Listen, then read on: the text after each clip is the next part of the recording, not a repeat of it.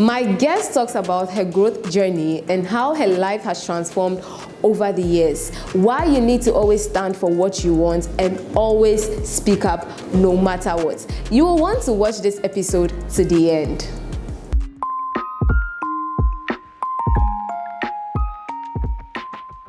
Hello. Hi. How you doing? I'm good, and you? You look good. Thank you. Thank you so much for being here. You're welcome. I'm really grateful. So tell us who you are. Yes. I'm a lot of things, like I always tell people. So my name is Mariam Majid, and I'm a brands and communication strategist, and also marketing as well. Yes. So I consult for mostly startup brands who want to penetrate the markets, and I also work as with the strategic management department. So our main goal is to help the commission achieve its strategic objectives for the next 5 years. So this is what I actually do with the commission. Yeah, we do a lot. We do social media, we do planning. We are like a support system to every department. Okay. Yes. So I was actually employed as an investigator, but because of my communication and branding background, they took me to the strategic department. We are actually the youngest department in the commission, and we are doing very, very well. That's nice to hear. Yes, good to know. We are doing very well. Yeah, so Mariam, tell me, why did you accept my invitation? You follow me on LinkedIn. You know I'm all about supporting women and women empowerment. So once it's from a female, a young lady who is trying to start something, I would always love to support. Also, my journey is very inspiring.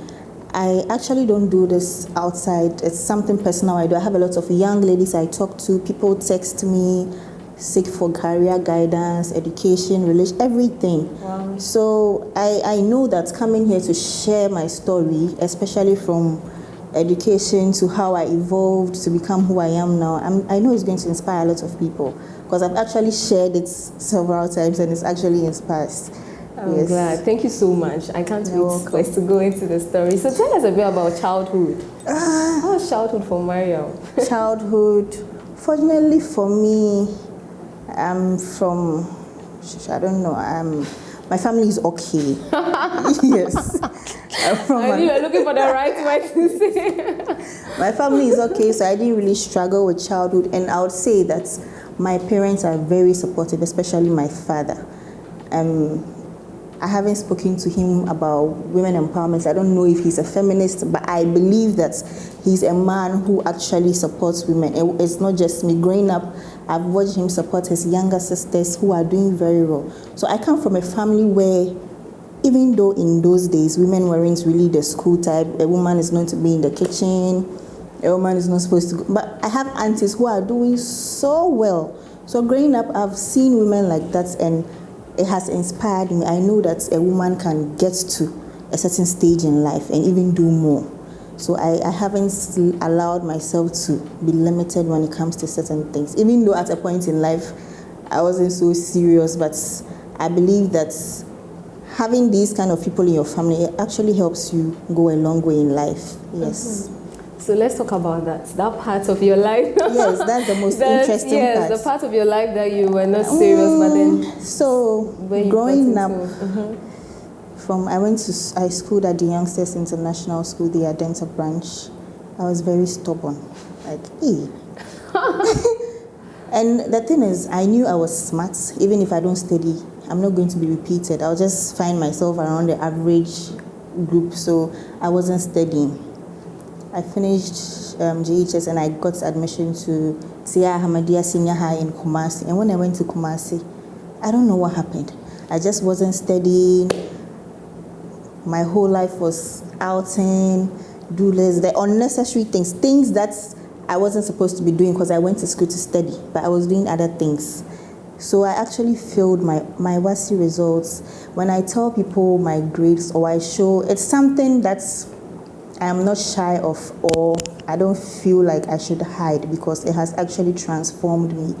When I show my WASI results to people and I compare it to my transcripts in uni, it's like, are you sure? The one who wrote that WASI. Because if you see my WASI results, F, E, like, it was crazy. And my dad was so disappointed because not that I studied. I didn't study for WASI.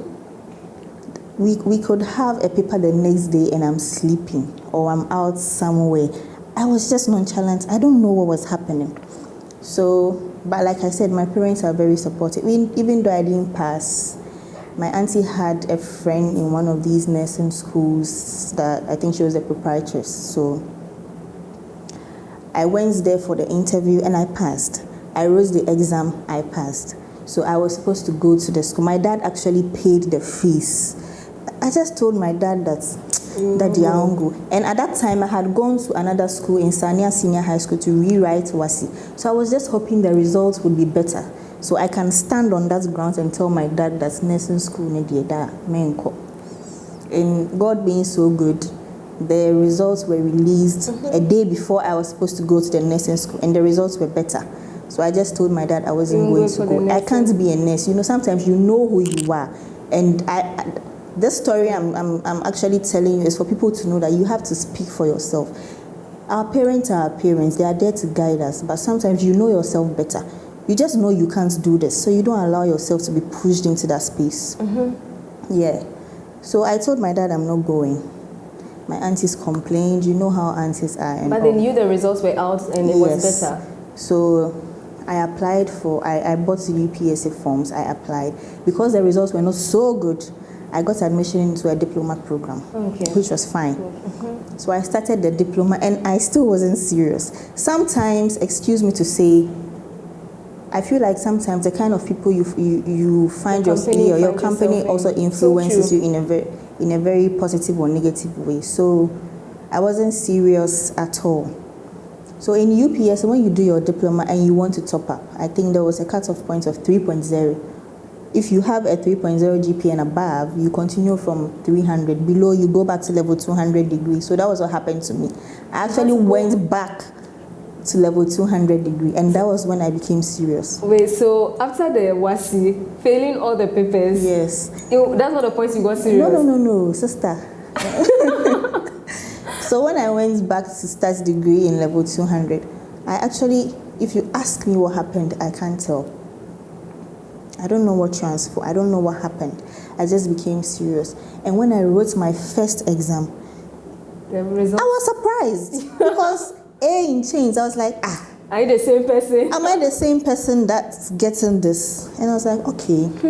So the second exam, I relaxed a bit, and then I got B's and a couple of C's, and I was like, I didn't want this. I have to go back to how I started. So I became very serious. And when I joined that class, I'm someone, there's this thing about me. I'm able to spot people, not because there are people who don't answer questions in class, but they're very smart. I'm able to spot people like that. So I just I decided to join one study group. I kept disturbing this lady. She's called Akpene Banini. I kept disturbing her, so she added me and my friend to her study group. So we were always studying. And these girls they're like me. We like to have fun. We party. We do all other things. We have a social life outside of school, but we still come back and study. So being friends with these people helped me a lot. We studied a lot, made good grades, and I graduated with a second class upper. Someone who failed WASI. And immediately I graduated, I applied for a master's degree in brands and communications. Yeah. And sometimes I talk to some of my SHS mates and they'd be like, hey, Mariam, Pana, why your master's? No? Hey, Mariam, you see, because the Mariam they knew, people fail to understand that we grow. The Mariam you knew from last year could be someone different next year. But people refuse to accept. As a now, some people still refuse to accept that I have become this kind of person because they didn't expect, even teachers. So I had teachers telling me that I'm not going to go to the university, I'm not going to make it in life. And as teachers, when students move from their homes to school, you become their guardians, you become the parents. And one problem I have with, I don't know if it's worldwide, but Ghanaian teachers is, they do things to people that actually affects their self-esteem. For me, I've always told people that I believe that I have a very strong mind, because if not, the things that people have said to me, including teachers, it could have damaged me. I always use this lady as an example, Abadoop. She claims that she did this surgery and bleached and did all those things because when she was in senior high school, she wanted to join a beauty pageant, and one teacher called Mr. Tibu said she should go and join. Yes. So you see, this thing affected her emotionally and mentally for her to go to this extent. You see, so sometimes the teachers do things and they feel like, oh, I'm just saying this, but it affects the kids a lot. Children are very emotional. They are not mentally strong. So the best thing to do is to encourage them. If someone fails a maths test, you don't tell the person he or she is dumb, but you rather find a way to encourage him or her. How about teachers saying that to some students? Everyone, I believe that no one is dumb. We all have our strengths and weaknesses. That's so true. Personally, I'm excelling in my space because I knew what I was good at. If I found myself in an accounting, no, like by now, maybe I'll be in the office and no one will even give me any work to do because I can't do it. I'm not good when it comes to calculation. I don't like maths. If I have to write a maths exam, I'll write and pass. But that doesn't mean I understand it. So we all need to know what we are good at to excel in our spaces. I really agree with the point you raised about the education system, because I've had an experience back in junior high school. My mind teacher also told me that was a disappointment to mankind.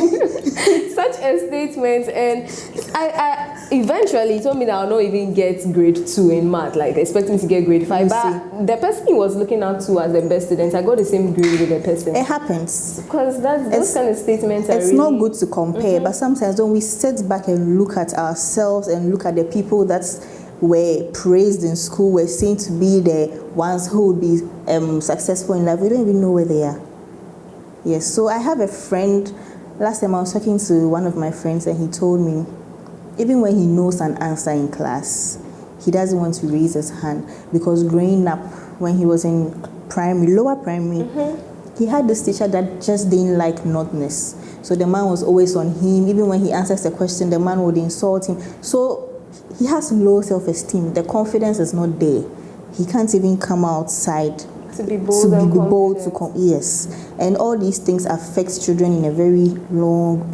It's very bad. Very true. It's very, very bad. So, would you be able to remember the state of mind or your mindset at the point where you decided to take things seriously? What was going through at that point? Like, no, I have to be serious. Because, like I said, my family is very supportive. Whatever I want to do, even when I'm doing a side business, the way my dad supports me, my father will look for people to come and buy from me. When my uncles come to the house, my father will call me, go and bring your diffusers or your perfumes, come and sell. So my dad is very supportive. So the thing is, when I failed the WASI and I refused to go to the senior high school, I was even surprised because I told my mom that I wouldn't go to the school and she went to tell my dad. And when my dad asked to see me, I thought he was going to, like the normal Ghanaian dad, blast me. My dad actually sat me down, advised me, told me his life story, how he went to uni and he really advised me and made me see reasons as to why I should go back to another SHS and rewrite WASI. This was what my dad did. So wherever I go from school, even work, everyone hears about Mr. Majid. I always talk about my dad and how he's helped me, because assuming he didn't advise me but rather insulted me and all that, I wouldn't have gone to the school probably, and as of now I may not be sitting here. I don't know what I would have been doing in my life. So my dad has been a very, very important factor to my success. So at a point I just sat to myself and said, there's no way I can disappoint this man. Whatever I'm doing now in life is because I want to make my dad a very proud man. I'm not where I want to be yet. I'm getting there, but I know he's very proud of me. And I'm happy to know that I'm making him proud. I am very happy. Yeah, that's very happy. Okay.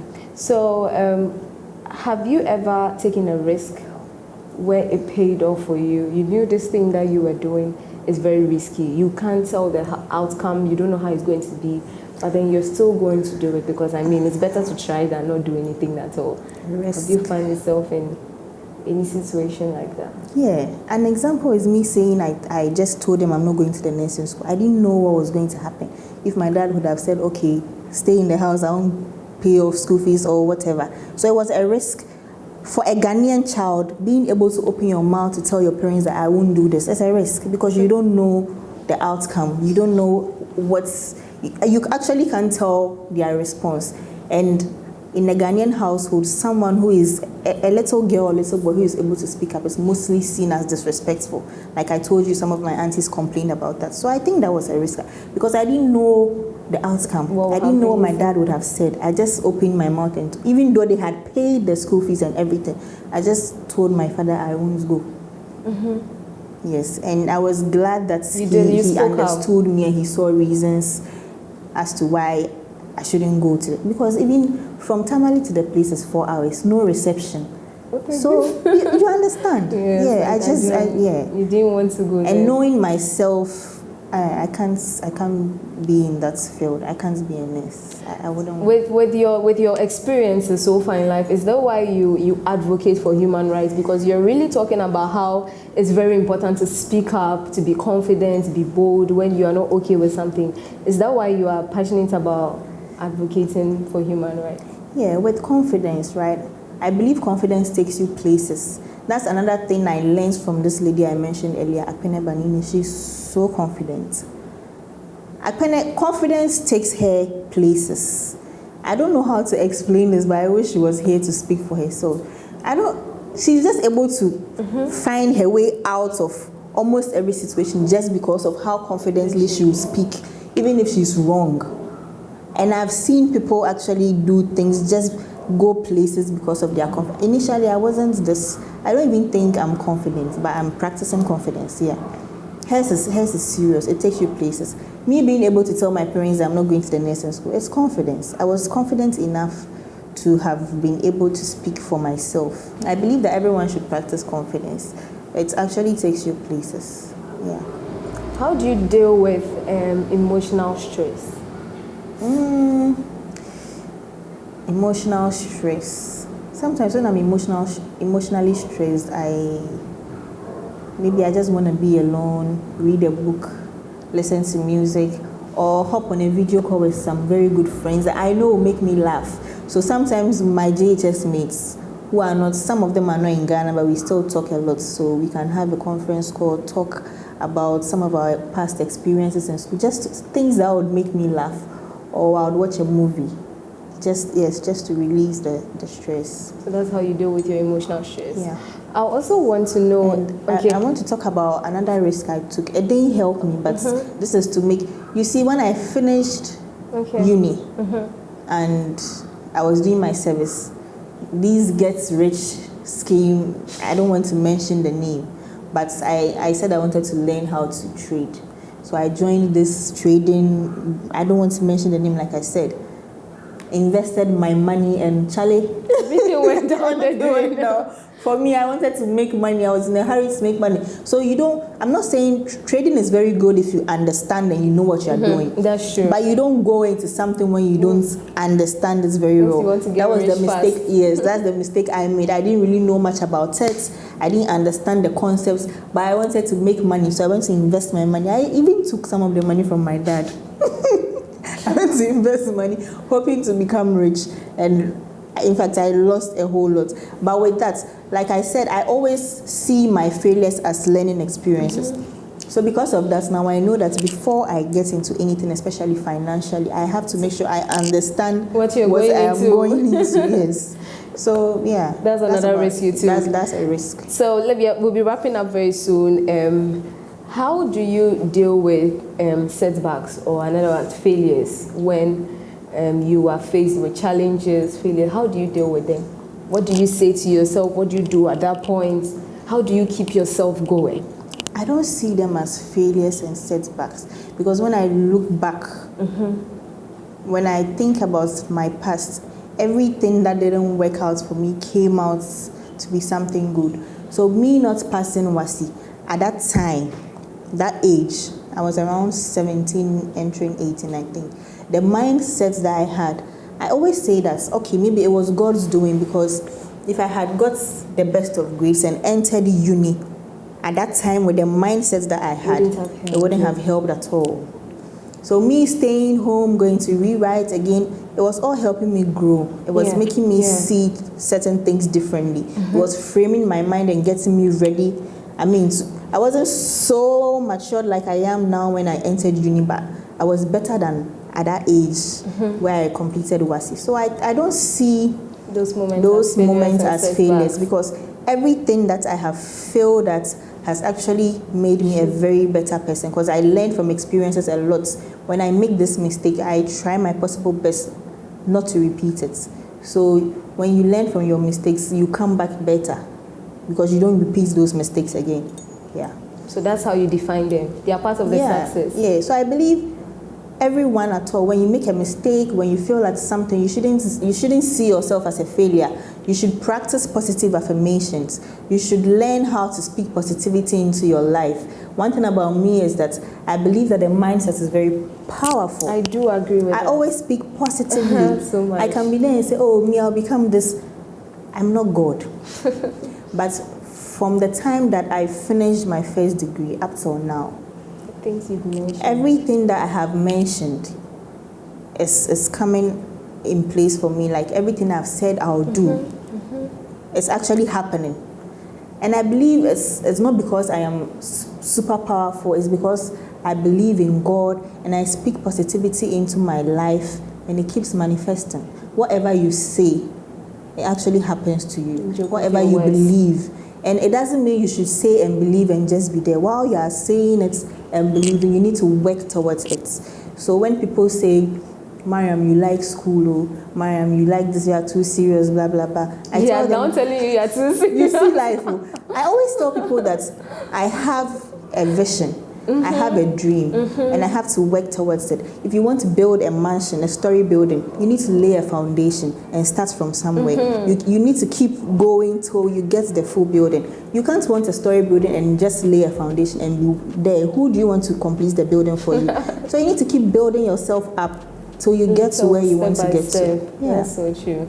Thank you so much, Mariam. I've really enjoyed this conversation. And before you go, we'll have to get some last words from you. What advice would you give to people out there, anyone who watches this episode, looking to be inspired, looking to keep pushing, wanting to hear that word to not give up? What would you tell that person?